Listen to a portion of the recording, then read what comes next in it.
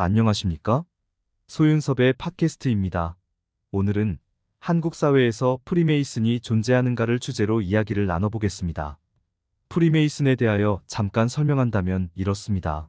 프리메이슨은 석공 길드 조직으로 시작되었고, 중세 시대에는 상공업자의 상호부조로 변화를 이루게 되죠. 거대한 부를 기반으로 정치와 사회의 영향력을 조성합니다.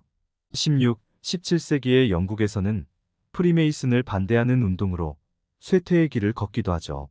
그 당시에 영국은 성공회와 종교개혁이 일어났었고 청교도가 박해를 받던 시기입니다. 메이플라워호의 청교도가 미국으로 이주하는 시기이기도 하죠. 전통적 프리메이슨은 영적인 세계가 근간이었다면 근대적 프리메이슨은 정치와 사회의 힘이 근간을 이룹니다.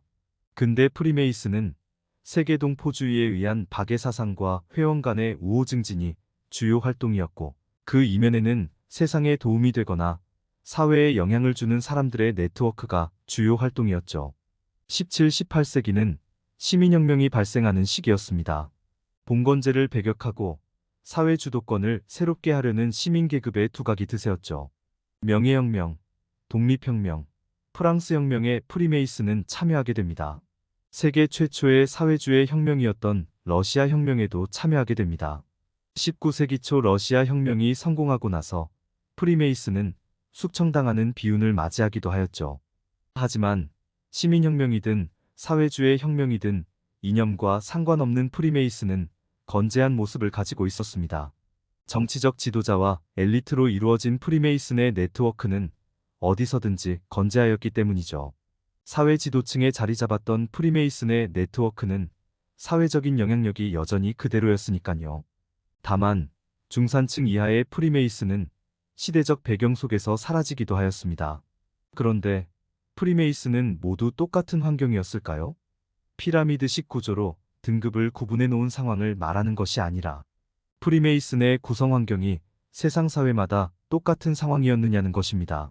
식민지쟁탈의 시기와 더불어 1, 2차 세계대전은 프리메이슨이 세상 사회로 확산되는 시기였습니다. 시민혁명과 독립전쟁을 성공시켰던 자국사회의 사람들이 프리메이슨의 중심으로 들어서는 경우가 있었다면, 식민지쟁탈의 열강에 국권을 빼앗긴 자국사회의 사람들이 프리메이슨의 외곽으로 들어서는 경우도 있었죠. 대한민국과 일본은 가장 가까우면서도 가장 먼 관계입니다.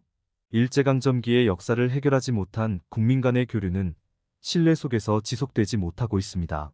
보이지 않는 경쟁관계도 치열하죠. 일본의 프리메이슨은 메이지 유신과 밀접합니다. 반면에 대한민국의 프리메이슨은 일제강점기와 밀접하죠. 대한민국의 입장에서는 메이지 유신이 일제강점기의 직접적인 원인이었더라도 일본의 입장에서는 근대화를 이루어낸 국부들의 터전입니다.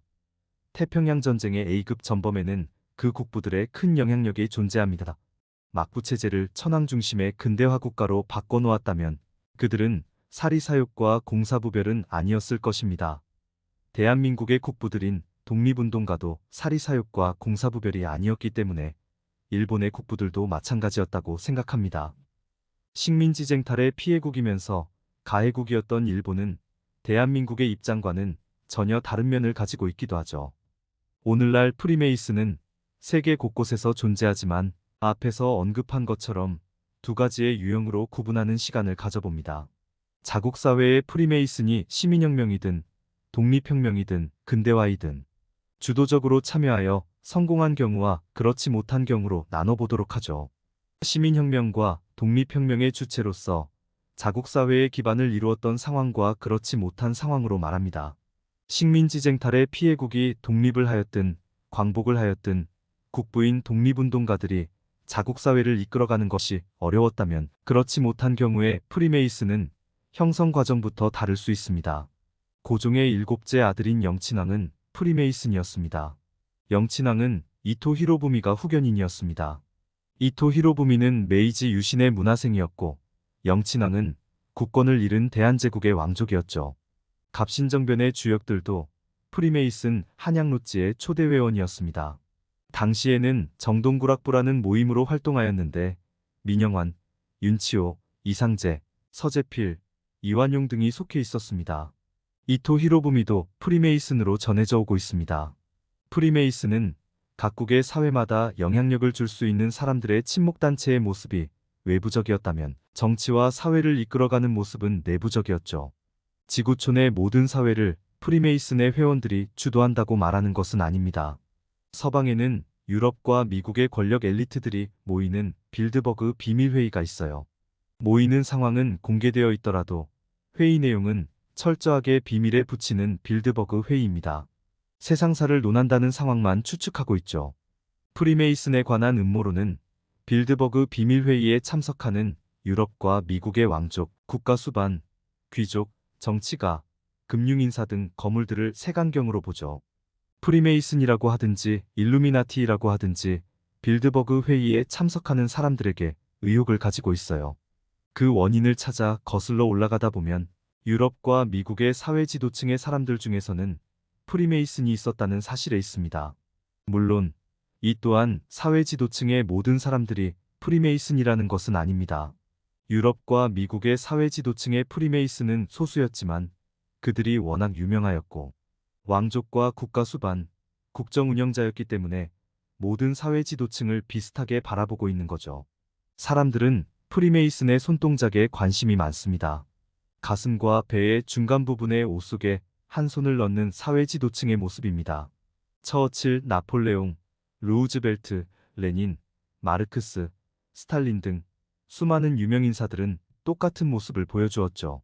민주주의이든 사회주의이든 이념을 가리지 않았습니다. 한 손을 넣은 프리메이슨이라고 생각하는 사람들의 사진은 전해오고 있더라도 단체 사진 속에서 확인한다면 전체 중에 한두 명 정도가 손을 넣고 있습니다. 개인 사진도 있지요. 사회 지도층의 비슷한 계층에서는 한두 명 정도만 프리메이슨이었을까요? 오늘날의 4차원 생활의 범람 속에서 이 사람이든 저 사람이든 혀를 내밀거나 생체 에너지가 겹쳐진다고 프리메이슨을 연관시키는 것은 어불성설입니다. 어떻게 확신할 수 있냐고요? 여러분들은 프리메이슨입니까? 절대 아닐 겁니다.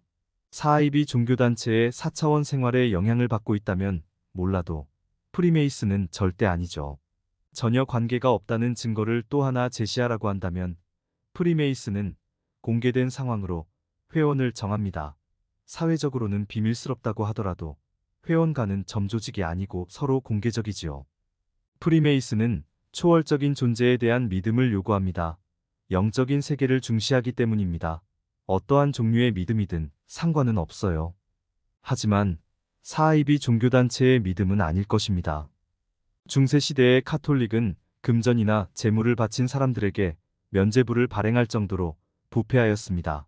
오늘날의 카톨릭과는 전혀 다르죠.